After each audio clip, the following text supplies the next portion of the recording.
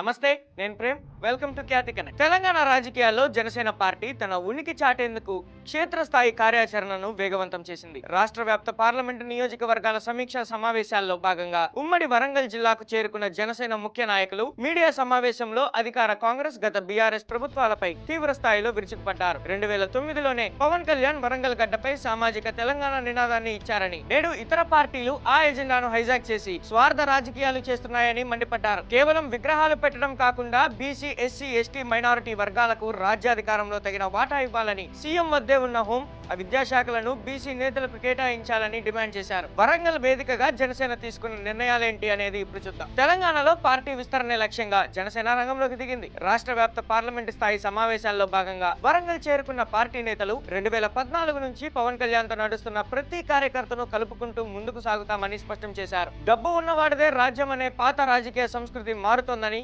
జనసేన నేతలు పేర్కొన్నారు. ప్రజా సమస్యలపై యువతరం గొంతెత్తాలని, అధికారం కోసం హామీలు ఇచ్చి గద్దెనెక్కాక దాచుకునే పాలకుల తీరును ఎండగట్టాలని పిలుపునిచ్చారు. ఇచ్చిన హామీలను నెరవేర్చకుండా అధికార పార్టీ నేతలే ఒకరిపై ఒకరు కొట్టుకుంటూ రాష్ట్రాన్ని ఒక కామెడీ షోలా మార్చేశారని జనసేన నాయకులు ఎద్దేవా చేశారు. ప్రజా సమస్యలను గాలి కొదిలేసి అంతర్గత కొట్లాటలతో కాలం గడుపుతున్నారని విమర్శించారు. 2009లోనే జనసేనాని పవన్ కళ్యాణ్ వరంగల్ గడ్డపై సామాజిక తెలంగాణ నినాదాన్ని ఎత్తుకున్నారని గుర్తు చేశారు. నేడు ఇతర పార్టీలు ఆ నినాదాన్ని హైజాక్ చేశాయని, కానీ అట్టడుగు వర్గాల సంక్షేమానికి నిజమైన నిబద్ధత ఉన్నది పవన్ కళ్యాణ్ కేనని వివరించారు. 9.5 పాలనలో ఉద్యమకారులను విస్మరించి ఒకే కుటుంబం ఆస్తులు కూడబెట్టుకుందని బీఆర్ఎస్ పై మండిపడ్డారు. ప్రజలకు గొర్రెలు బర్రెలు ఇచ్చి సరిపెట్టిన వారు అధికారం కోల్పోయాక మళ్లీ బీసీ కార్డుతో కొత్త నాటకాలు ఆడుతున్నారని ధ్వజమెత్తారు. తెలంగాణలో జనసేనాని సభలు పెడుతుంటే భయపడి అనుమతులు నిరాకరించే సంస్కృతిని నేతలు తీవ్రంగా తప్పుపట్టారు. ఒక ప్రాంతానికో వర్గానికో పరిమితం కాకుండా అందరినీ కలుపుకుపోయే జాతీయ భావాలతో పవన్ కళ్యాణ్ ముందుకు సాగుతున్నారని పేర్కొన్నారు. ఆంధ్రప్రదేశ్ ఉప ముఖ్యమంత్రిగా, పంచాయతీరాజ్ శాఖ మంత్రిగా పవన్ కళ్యాణ్ గ్రామాల్లో తెచ్చిన విప్లవాత్మక అభివృద్ధిని తెలంగాణలోనూ తీసుకువస్తామని తెలిపారు. 50 ఇళ్లు ఉన్న గుడెమైనా రోడ్డు ఉండాలనే సిద్ధాంతంతో పవన్ పనిచేస్తున్నారని కొనియాడారు.